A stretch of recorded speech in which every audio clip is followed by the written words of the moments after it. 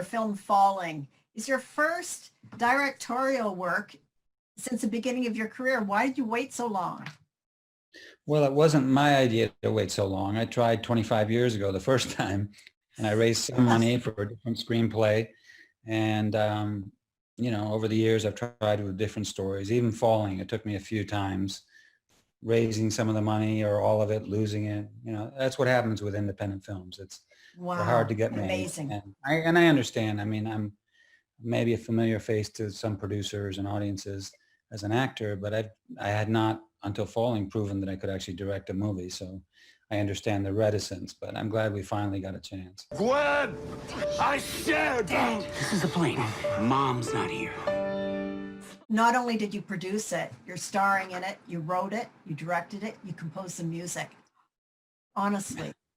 Well, I was busy. I was by myself and trying to use the time, those intervening years before we actually got the go-ahead and a crew together. I was just imagining how it would be, and to the point of composing music and so forth. And, putting the producer hat on, we had a very limited budget. So Viggo, the composer, cost me nothing.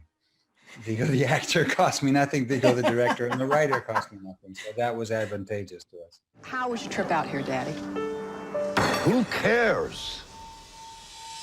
And it's a very personal thing. I guess I'm imagining it. Your mom passed on in 2015, and I guess she'd struggled with dementia. So this is, not only is it a tribute to, I think, all of our parents who've dealt with this, but it must have been a little bit therapeutic for you. Yeah, in a way. When someone passes away, whether it was my mom in 2015 or my father, who also had dementia in 2017, those things helped me to write the character of Willis. And when someone dies that you care about, there's this intense period around that time where you remember so many things and so many feelings are right at the surface, right? And then they tend to fade away because we sort of heal and we move on, by writing this story that's inspired by the passing of my mother and her illness, and my dad's also. I guess I kept those feelings alive in a way, and by shooting the movie, editing it, and now even talking about it. But I find that to be positive because it's allowed me to appreciate them in a different way and understand my relationship with them, appreciate the things I've learned from them. What was remarkable during the shoot and with audiences that I presented the movie to so far is that people often relate to the story, this fictional family in Falling. They relate their own family stories to it. They'll say, Yes. Oh, this reminds me of my father or my grandfather or my mother. And that's really gratifying and makes me feel like this is great. Falling, this story has some kind of universal application. You asked me to come get you. Remember? You said you couldn't handle the farm anymore. The long winters, living all alone there. I would never say that. You did, Dad.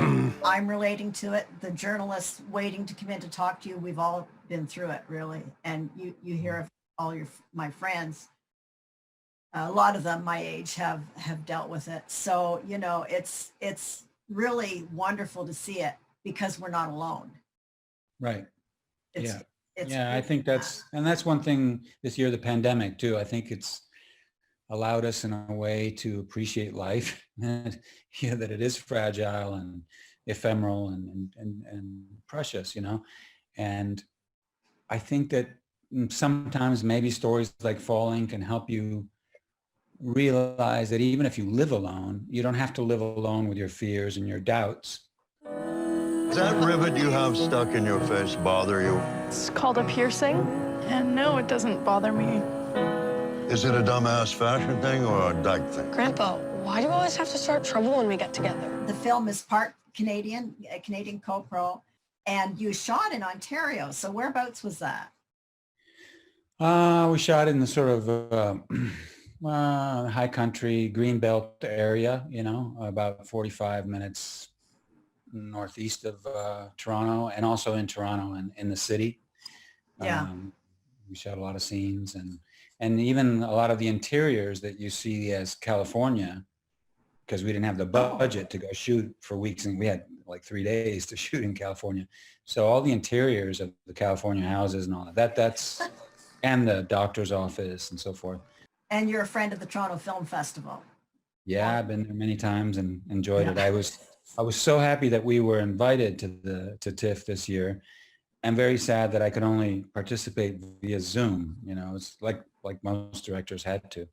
But we did manage to do a Zoom thing, and some of the actors that were in Toronto appeared, and that was a lot of fun.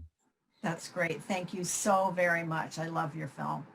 You can attack me all you want, but I am not going to engage with you on that level anymore. When a guy my age thinks he has to pee, he already did. I know what you're trying to do.